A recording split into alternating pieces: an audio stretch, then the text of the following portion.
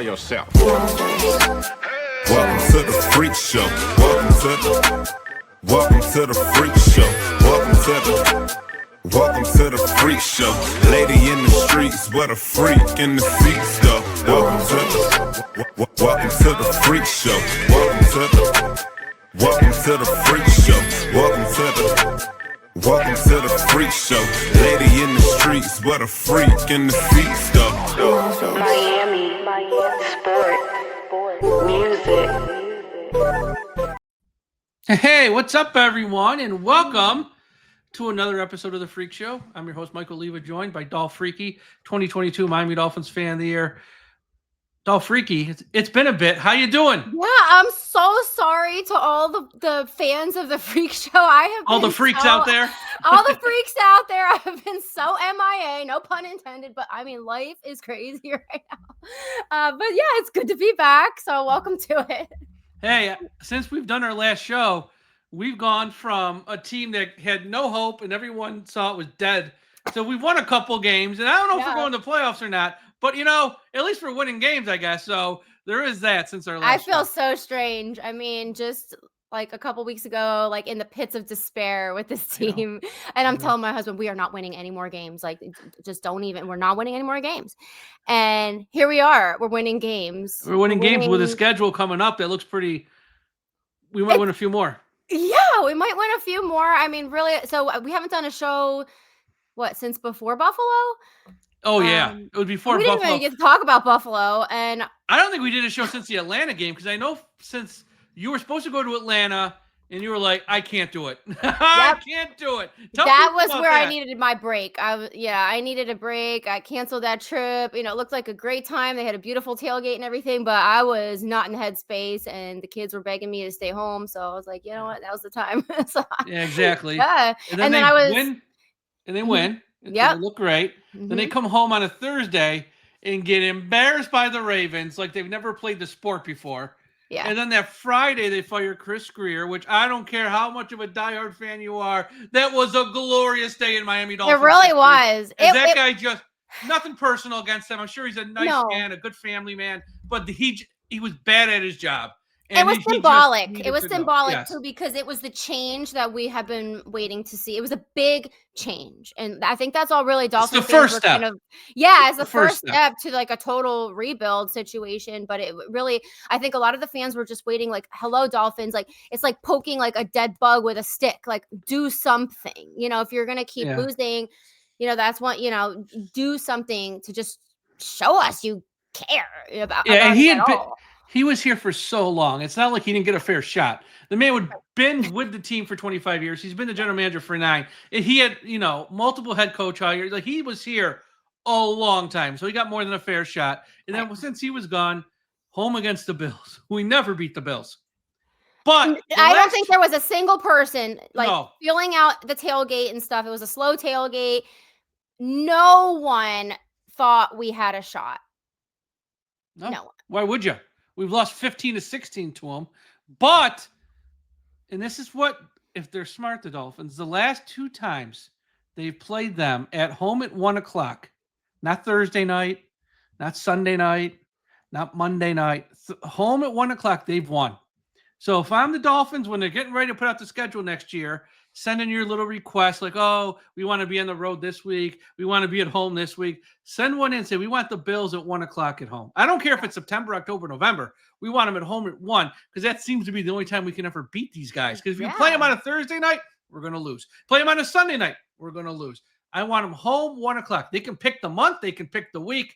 That's what I'm saying. Well, a lot of people ask me, like, why did that happen? You know, why did we have that explosive performance against the Bills? What changed with the team? Like, was it the firing of Chris Greer that all of a sudden everybody's like, I don't know, man. I mean, he's behind the scenes. Taylor Phillips, like, how could those things possibly have changed this team that much?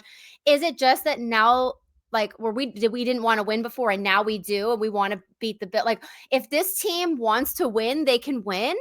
So what is, like, I don't have an explanation. I'm speechless. I have some theories. Number one, I don't think it has anything to do with Chris Greer. He's a behind-the-scenes guy.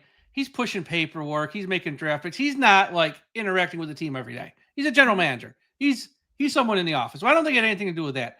I think part of it is look at the Bills. They looked terrible last night too, and they lost. Right. So maybe it was just the Bills, the start of the Bills. You combine the Bills, and plus, I don't care how bad any team is. Like even the Jets, they're going to have 1 or 2 games a year where they play pretty well. So I think it was the perfect storm of their home, 1 o'clock. They're coming off an embarrassing loss there to the Ravens, and they have a team coming in who always beats them, but they're not playing great.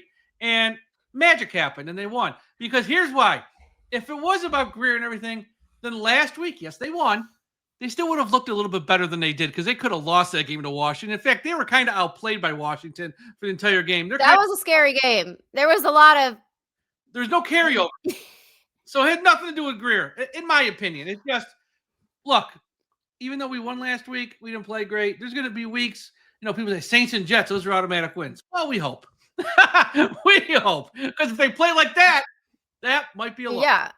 I mean, and I know like a lot of us were down earlier on in the season because those teams that we were facing earlier on were supposed to be bad teams, and they've all turned out to be great teams. Yeah. So look at the Colts, look at the Patriots now. We thought that those were just easy wins for us, and it turns out that those are the best teams in the NFL right now. So we did have a tougher schedule in the first half than we initially thought. Going further down the line here, I don't really see, assuming that the team is what we're going to see, like, the Buffalo game, right? Yeah. That's the team we want to play like that, yeah. They're going to win them all, yeah. They should win them all, right? They should easily win them all. But if it's like the Washington game. I think a lot of that was coaching and a play calling, and I think McDaniel really got lucky with that game, like I wish he would relinquish the play calling. I really do. Well, these are our next 2 topics. Let's do this. Before we get into Mike McDaniel, because I do want to talk about him. We have to talk about him. They got 6 games left. Let's go through these 6 games. I want your honest prediction how many they're going to win. Because right now they're at 4-7. They're next, so they're off this Sunday, obviously. Then they're home against the Saints. Are they going to win or lose? We're going to win. We're going to win. We're home. The Saints are terrible. Saints are pretty bad. We should win. Then they're at the Jets. Mm-hmm. Are they going to win or lose? Win. It's a win? Okay, so there's 2. Now. Those are the 2 obvious ones. So, okay, exactly. Now it gets a little tricky here. They go to Pittsburgh on Monday Night Football. Mm-hmm. They're going to win or lose? We could lose. Yeah, that's going to be cold. It might be rainy or snowy. It is Pittsburgh's got a pretty good defense. Is that in December? Yeah, that's in December. In December. Okay. So we lose in December. Then this to me is the big one. Not big. It's just the most interesting, I think. Home against Cincinnati. Joe Burrow will be back. Mm-hmm. Chase, as long as he's not spitting on people, should be back. And they're horrible on defense, though. I mean, they're miserable on defense. So Cincinnati at home. With that big offense, horrible defense, I think we'll win. I can see it going either way. So it could go either way, honestly. Now the last 2 gets tough. Yeah, they're home against Tampa. Mm-hmm. What do you think? So this is tricky because Tampa has also been losing as of late. But they have a chance to win the NFC South, and they're going to be playing. They're still first in their division, right? Yeah, but just by a game, I think, or they're tied maybe now. It's really close. So they really are going to come out playing like they're going to be playing for keeps, yeah. Yeah. And we might probably won't be. Yeah, I mean. But, like I said, if the Dolphins want to win, apparently we can. And it's in-state rivalry. And so what do you think? You got to go on the record. I'm going on the record saying we're beating the Bucks. Okay, I've been giving the Bucks fans hell all year, and we are going. They think, they're scared of us now. I think a little bit. Okay. So now you got them winning 4 heading into the last game. That would give them 8 wins. Last game is at New England. Here's what you have to factor in, and we don't know because we don't know if the Patriots have already clinched the East. If the Patriots maybe have clinched a 1 seed or a 2 seed, are they going to play anybody that Week 18 game? Because here's why. If they know, say they're not the 1 seed, well, they might have a game in 6 days in the playoffs. Mm-hmm. Why are they going to risk May and somebody getting hurt possibly? They might sit their starters, which makes that game, yes, it's at the Patriots, might make it easy for Miami. Mm-hmm. But if they haven't clinched anything, they might be playing like a crazy person to try and win the AFC East or to get the 1 seed overall so they have a bye. We don't know. You got to factor that in. What's your prediction at the Patriots? I hate to say it, but I feel like we're going to lose. And that's fair. I'm really on the fence. I have tickets to that game. I'm on the fence about going. That's right after New Year's. Yeah. Yeah. I mean, if it's possible for us to get the wild card, I'll go, but I really don't think so. I think because I think we're going to have at least one more loss before that game. Yeah. What are we playing for at that point? Well, exactly. Because one more loss and we're like done. Yeah, exactly. Because you laid out like the perfect scenario where we are 4-5 heading into that game. Like we won 4 or 5. We already won 3 or 4. That would mean we've won 7 out of 9 heading into that game, which is a crazy turnaround. Don't get me wrong. It's crazy. Yeah. I don't know because they looked so bad last week for Washington. I can't. A couple games like that, I don't care who the opponent is. They're not going to get this lucky every week when you play that bad. They need to play way better than they did. And I don't know if they're capable. And a part of the reason, and don't get mad at me, Dolphins fans watching this, I don't think the quarterback's capable of playing great week in, week out. He was terrible last week versus Washington. And not just was he bad, he can't move anymore. I mean, he just looks so slow and no mobility. And it ain't because the game was in Spain. It's just he can't move. And I don't know week to week if you're going to get 6 games back to back where he's going to play well. And it's not all on him, but he's a quarterback. It's kind of a big factor. Yeah, no, I agree. I feel like this is just the season of unknowns. This one just threw us all for a total loop. And I don't know what to expect going forward. And, I hate to say, like, I hope what's going on with Tua is not like, progressive, and in the worst way. And I just think we've seen the best of him. I think this is who he is right now. I don't think it's anything like with head injuries. No, it's not. I'm not that out there. I just think this is who he is. He ain't going to get no better. In time, he'll start to get a little bit worse, which we've kind of seen this year a little bit. But this is who he is. Like, he's not a guy who, if you needed to have him go 80 yards 1 minute to go to score a touchdown to win the game, he ain't that guy. If not for the run game, we wouldn't have shit at all. We got to play 6 offensive linemen just to run the ball, not 5 like normal teams. Right. Yeah. It's tricky. I'm not my normal, like, hopeful self. Like, we're gonna win out. Well, that's good though. Even if we need to win out, you need to win out, and then you need some help. Like, we know our backs are against the wall. I mean, people are getting mad last night that Buffalo, lost, and we needed them to win, and for the seeding, and for the this and the that. And I'm like, you guys, like, this is so, like, such a long shot. Such a pipe Let's take dream. our small victories. Exactly. This is such a pipe dream because if you just look at the standings, which I know, most fans just look at wins, losses. Mm-hmm. But you have to figure we are already at 7 losses. We're going to end up in a tie with somebody. I don't know who. The only way you can end up in a tie. So what's the main tiebreaker? It's not necessarily head to head. It can be if it's just 2 teams. But say we end up tied with Houston. We didn't play Houston this year. There's no head to head. It goes to conference. Right. What's your record inside of the AFC? Right now, inside of the AFC, the Tennessee Titans, who stink, have 8 losses. It's obviously the worst. Who cares? The next one is Miami, tied with Cleveland with 6. We're not going to own any tiebreakers over anybody. No. So it's like the odds of this happening. And look, I just can't even go there with it. Watch the games. Root for a miracle. Miracles do happen. We've seen it before. I'm not saying, don't, but it's just like, keep your expectations in check a little bit here. The odds of this happening are really slim and none. This was the season that made realistic doll freaky. That's okay. Because you know what, though? I like that. And I have said this. This is probably a good topic to talk here since we're off this week with no game. Part of being a good fan, I think, is also when things are bad, not just sitting by going, oh, well, I'm not going to say nothing. It's like voicing your displeasure at time. Right. Saying, guys, I give a lot of time. I give a lot of money. I support this team no matter what, but this ain't good enough. They get mad at us. I get a lot of backlash. Anytime I say something negative, like one thing, they're like, oh my God, you're not a real fan. And really? I'm not allowed to say I'm not happy with this and I want change. I pay $3,000 a year.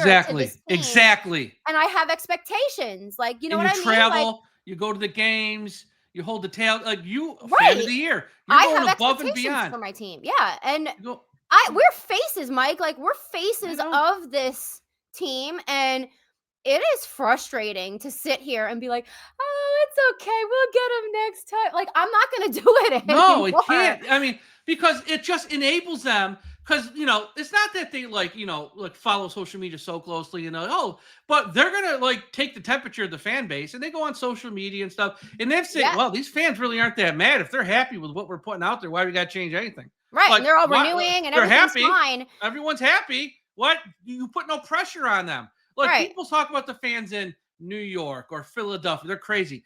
Yeah, but they're crazy. But they're also not going to put up with bullshit. No, they get really mad. They do. Like, Chris Greer would have been fired like 15 years ago, honestly, if he was in Philly or New York. Like they would not have put up with that. Down. Yeah. If Mike McDaniel stood up at a press conference after a loss and started cracking jokes, the media would just absolutely fry him. Like, what is this guy, a clown? What's he doing? Your team just lost. You're cracking jokes. Like even after last night, Bills Mafia. Oh, they're mad. They're in shambles right now. They're like, I'm done. You're done? Like, you're done and you guys have a winning record? Like, shut up. And you're in the playoffs every year and you won the AFC East every year? I know. We've been through a lot as fans. We have been through a lot. Like, I've been a fan for like 26 years. I know that's not that long comparatively. Long enough. Fans for 50 years and have seen, all the ups, the goods and the bads. I've never seen the good, like, at all. Exactly. You know what I mean? I've been waiting for the Finns to be good. Maybe I'm the bad luck charm. No, it's just they're bad. No.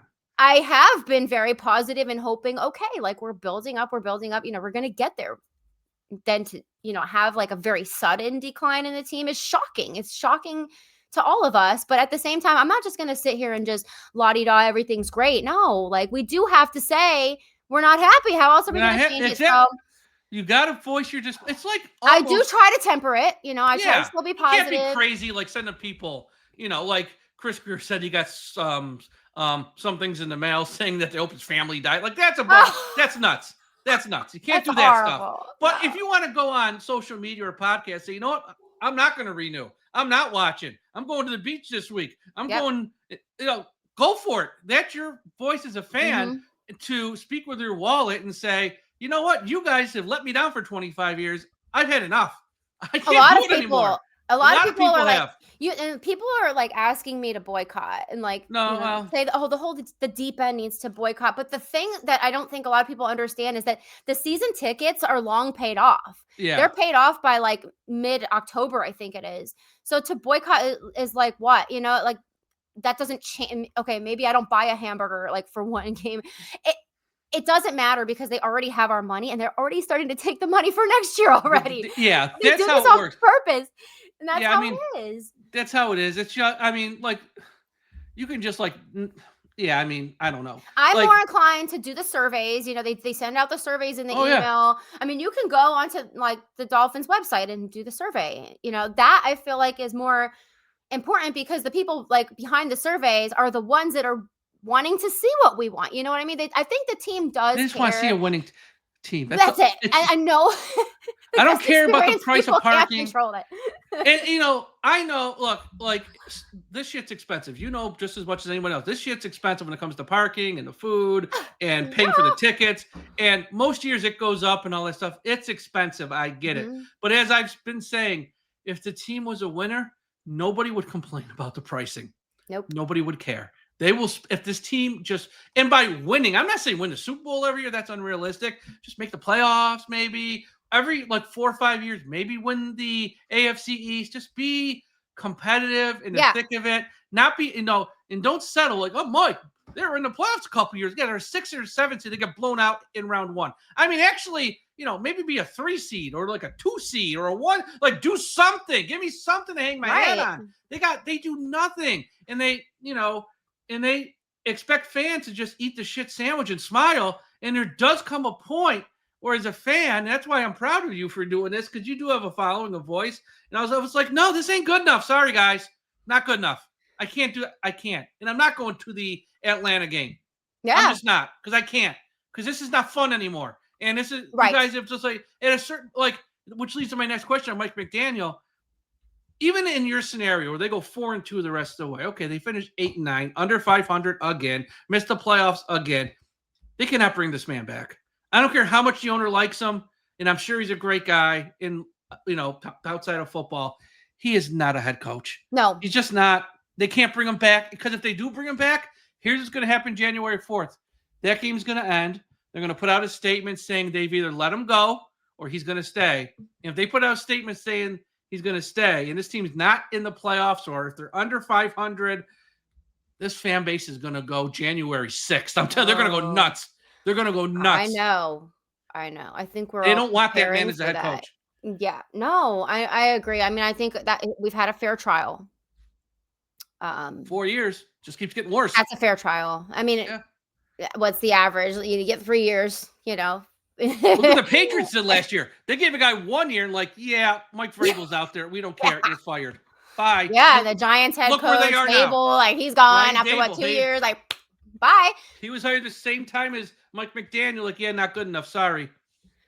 It's frustrating, and I'm looking forward to seeing what we do with our GM situation, how they really what the vision is for going forward. And I'm mentally prepared for the worst. I know I am too. I'm mentally prepared for that very frustrating statement at the end of the season. And just like last season, they had that statement written up before the game even ended. Exactly. And then, guess what? We're not changing anything in the administration. It's all going to stay the same. Have a great off season. Yeah, it's just, well, that's the thing. If they bring, I've heard this notion out there. Let's just give Champ Kelly 1 year and we'll keep Mike McDaniel. Let's just see. See what? First off, Champ Kelly was brought here by Greer. He's never been a general manager before. And it's what's his resume? I'm not saying he shouldn't be the GM, but let's interview 10 guys. And maybe if he's the best man for the job, okay. Sure. But don't just hand him the job. That's number one. Yeah. Number two, to just run it back for 1 more year and see. It just means you don't want to fire him now, McDaniel. You're just going to fire him next year because, spoiler alert, next year's going to suck too if he's the head coach. Mm-hmm. Yeah, no, I think that he's got to go. That's probably the only thing that's going to appease the fans right now. And he's got to go. He's a nice man. I'm not saying he's not. I love him. No one ever. He is a nice man. Yeah, no one wants anyone. You want a leader of men, you know what I mean? You want a coach. I think we just fucked up so bad with the Dan Campbell thing. He is a man's man. The guy who is in the locker room screaming and carrying on. You're listening to him because he's got this fire. You know what I mean? He's got a fire and he's losing his voice for this. And he's a different vibe, Well, McDaniel, this is still, and I know, guys, great, I don't know if that motivates men. You know what I'm saying? Yes. Well, and I have sort of evolved on this topic because when Mike McDaniel was hired, I'm you know what? You don't need to be the tallest or the strongest guy. You could be a little short guy and, crack some jokes. I'm a little short person, but I can still be powerful. Look at me. You see me. I'm short. We can still be powerful and scary. Yes. But to be a football coach, it's not even, it's just you can be short, because look at Marv Levy. He was 4'11". The guy went to 4 Super Bowls. Say what you want about the Bills. Say what you want. But it's he could, be serious when it mattered. And it's about, this is still a very violent sport at the end of the day. Yeah. It's violent beyond belief. And I think when you have someone standing up there cracking jokes, even if he's not that guy behind the scenes, which we don't see, that's still the perception of him, and perception's reality. You can't be up there cracking jokes all the time. You can't be the I know he doesn't want to answer the question. He's just running off the clock by just saying because then Ann's going to step in and say, okay, time's over. You don't have to ask anyone, just stand up there. Sometimes just answer a question. Yep, we suck this week. It's on me. We'll do better next week. Yeah, just say the things that head coaches are saying. Exactly. They all say the same thing. Well, adversity is an opportunity. And shut up! I don't want to hear it anymore. It's he doesn't put out the confidence. And again, behind the scenes, he might, but guess what? Nobody sees it. And when the results aren't there, he's either not doing it or it ain't working. I don't know, but I think you need to have a guy who's a little bit of a ball buster at the end of the day. These are grown ass men playing a violent sport. You'd be hey, these guys are out there to kick our ass. And we better go out there and match the intensity. I don't want a guy going, well, 3rd and 3. We're going to run a sideways pass because we got 5 guys on this side of the field. They only got 3. Like, shut up with the equations. It's football. Get them going. Right. Yeah. And, the players in Miami need a certain type of disciplinary person, I think. It's just a lot of distractions. It's just a unique situation. We have a lot of things to do in Miami besides football. It's distracting for sure. It's not like Buffalo where you have nothing else to, You have a Dave and Buster's, that's it. Right? You have a Dave and Buster's in Buffalo. Yeah, but they didn't want to have a tough guy like Fangio, at DC. They didn't complain he was too mean. They didn't want Brian Flores. He was too mean. He was this, he was that. But it doesn't matter if you guys want that type of coach. That's your boss. And the boss is not always going to be nice and always trying to make it like, work should be fun too. No, like you have a job and you're getting paid millions of dollars to do this job. Like we need a mean guy at this point. We do. In South Florida, you kind of do need someone who is more like a Bill Belichick, like who's going to crack the whip. Well, I don't know about Bill these days, although he does have a hot girlfriend. I don't know if we need this Bill. No, Bill's going to cheerleading competitions now. Bill's got look. But he was a guy you'd see him and you're like, oh yeah. He gave you the chills. Runny nose, scary. not hanging out of his nose. That's what you kind of want. Yeah. Yeah, like he was going to fuck you up in the locker room later. You need a guy who's going to crack the whip, essentially, and be like, guys, this ain't working, but I don't know. Yeah, we'll your see. Dad. Everybody's always afraid of their dad. Yeah, exactly. Like don't tell dad. It needs to be like that. Yeah, it's 100% true. But look, if he's fired at the end of the year, I think most fans will be happy because then you have hope going into next year. And that's all fans want is hope. If they keep him, there's going to be no hope, and this fan base is going to be miserable, and they're going to be really miserable, and it's going to be ugly because what's going to happen? Because this guy, each year of late, Miami start off like 1-6, 2-5. If that happens next year, you're just going to fire him in October anyways. Like, what are we doing by trying to bring him back? No, just get ahead of it. At least you have a whole off season to get right. Training camp, allow a new coach to start to grow with the team earlier on. I think it's the obvious move, but these Dolphins. Oh, I know they never do the obvious move. Piss us off. So yeah, the only thing I'm praying for is that Ross. There's been the reports he's listening to his 2 daughters and his son because Ross is an old man. He's listening to the daughters. Listen, that's right. Every female boss I've worked for has been amazing. Look at that lady for the Colts when Jim Irsay died. I'm obsessed with her. I love her. And if one of his daughters is that type, or the son-in-law who does, he's worked in sports, not in the NFL, but he's done stuff with soccer. Like he knows the sports world. Someone who's younger, fresh ideas. If they have a voice, not the final voice, but if they're going to make this call as a family, like that's great to me. Yeah, and I think maybe one of them can be like, Dad, we can't do the same thing we always do. It hasn't worked. Let's try something different. Yeah, and I think this is why there's a place for women in managing football teams because we see things from different sides. Like we can see the emotional aspect of it. We see the detail. Women are very detail oriented. We maybe can talk to the coach when he goes to and all shit. Guy, speed it up. I want an answer. Yeah. You can see through him and be like, dude, this ain't gonna fucking fly. You got to be more on top of things. It's like public speaking 101. Do not say it's like give me a concise answer. It's like maybe Ross is just like, oh, this guy's so smart. He's got so many thoughts he can't put together. He's just like rushing thoughts. He's bullshitting you. He's bullshitting you. Okay. We only got. He just doesn't want to talk. Let's play a Florida man game. We haven't played a Florida man game in so long. No, we haven't. I got 2 doozies. For those who are haven't watched before, in Florida, the home of our favorite team, a lot of crazy stories. I'm not gonna lie. You got people getting arrested for some goofy stuff. But that also happens in other parts of the country. Maybe not as much. So I'm gonna read 2 stories. One of these stories happened in Florida. One happened elsewhere. Allie has to guess which one happened in Florida. We play for pride, not prize, and you can play along at home. Story number 1. A man asks the cops to test his bad drugs after he robbed a home and got caught. A man found himself behind bars after he allegedly broke into a home and later asked the responding sheriff to test his illegal drugs. When speaking to the sheriff, the man randomly said that he just received some bad narcotics and requested that the sheriff test them because he thought something was wrong with them. And then the man showed the sheriff a plastic little baggie containing a crystal-like substance, which was later tested positive for methamphetamine. And then he admitted, yes, he did break into the home, but he stopped halfway through because he could hear the dogs barking.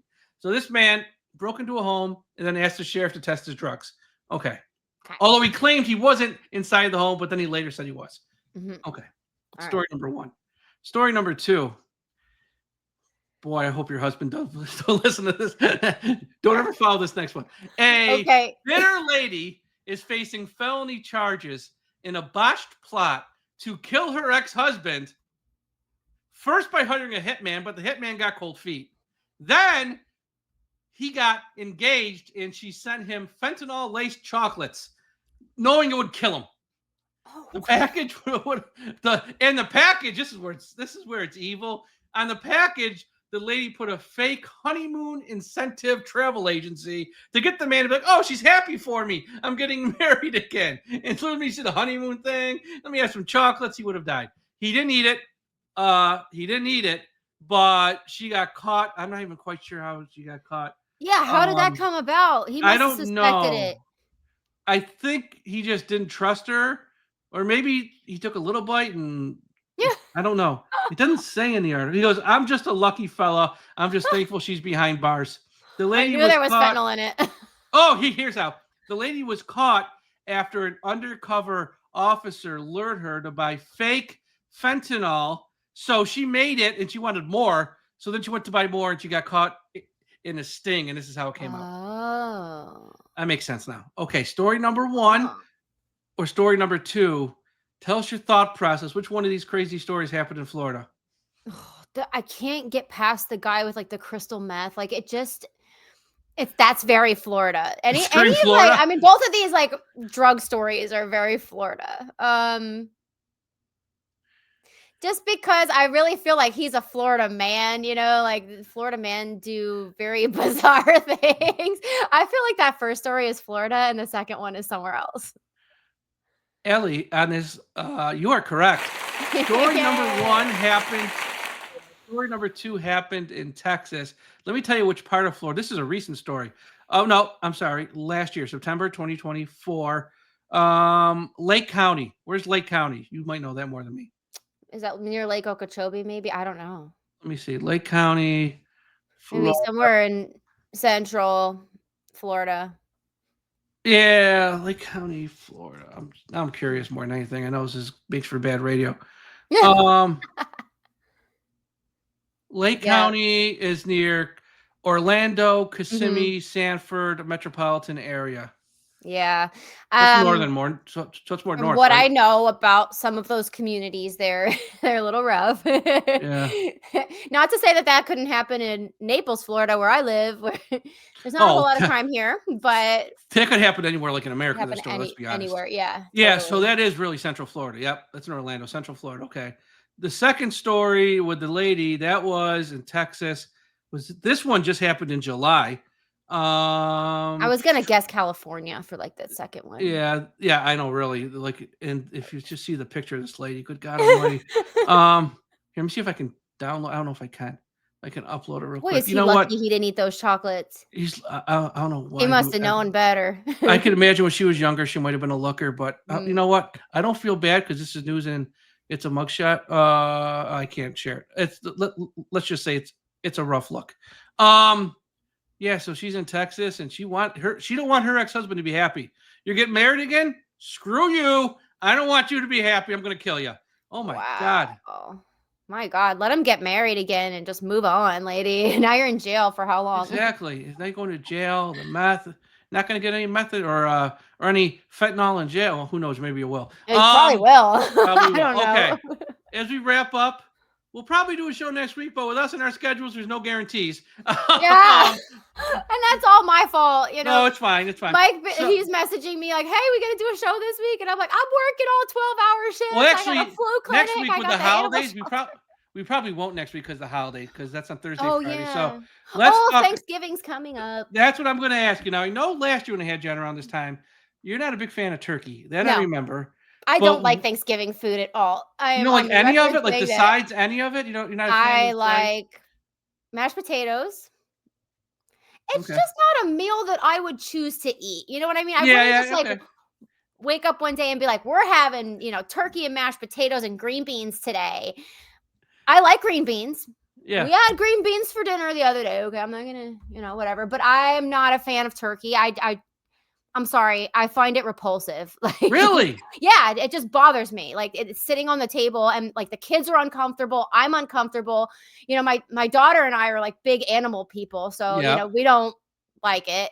Now I know you don't eat red meat. No offense to my mom. She makes a beautiful looking turkey, but let me tell you this, folks. So I don't eat a lot of meat. October, I went down to South Florida and we had 5-6 people from our site, and I invite Allie and her husband, and I didn't think that she might not eat red meat. We go to the most expensive steakhouse probably in South Florida, and Allie goes, I don't eat red meat. I go, well, I wish you would have told me, but she's like, it's okay. That wouldn't have changed anything because I had the best salad.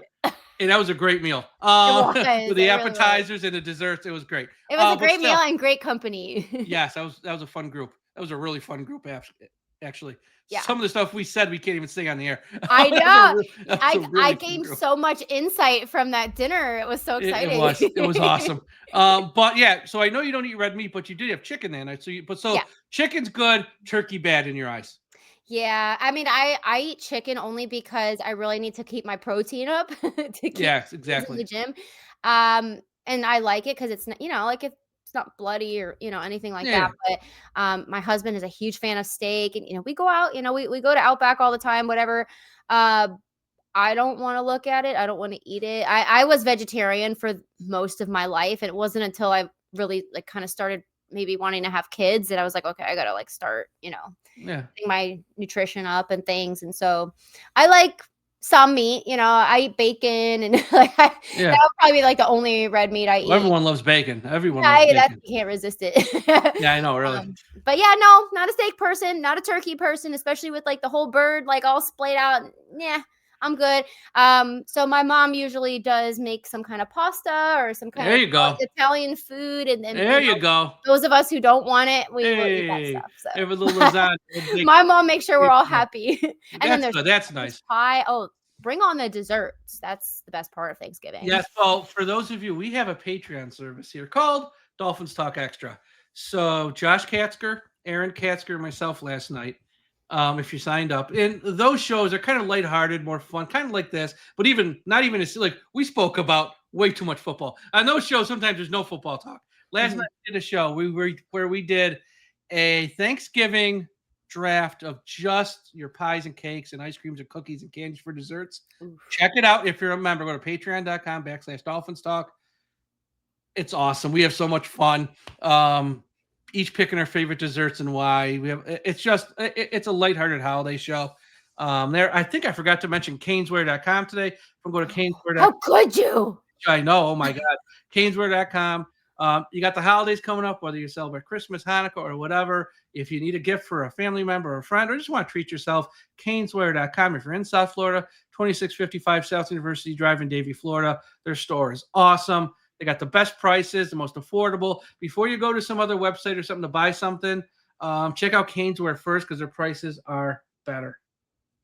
It's beautiful in that store. I love going there. They have so much stuff. So cool. They have so much stuff. And it's stuff that sometimes you can't find elsewhere. But really, if you look at the prices, you're getting it there cheaper than some of the other places. It's the same item. It's the same. It's not it's the same item coming straight from the main manufacturers, and you do get a better price. It's really, really cool. I agree. All right. That's all for today's show. Thank you, Allie. Be sure to follow her. Stay strong, fans. It's tough. It's tough for all of us, but we're all in this together. We're all in this together. Look, and we're all dear friends. That's it. And that's it. We're gonna have great tailgates. This is probably important to say. For the Saints game, I am not hosting my tailgate. I am bringing my child with me, who's really wanting to come to a game, and usually I don't because of how busy tailgate is. So we're not hosting the Southwest Florida tailgate for the Saints game, but we will be there tailgating and around East 12 still. Awesome. Yeah, so we'll probably be back in a couple of weeks after the holidays. We'll see what Miami's schedule is then. We'll take a look at the lay of the land, see if we have a reason to dream the dream or if it's like over by then. I don't know. We'll either way, we'll give it to you straight. But thank you all for watching, and we'll talk to you again after a while. Fins up.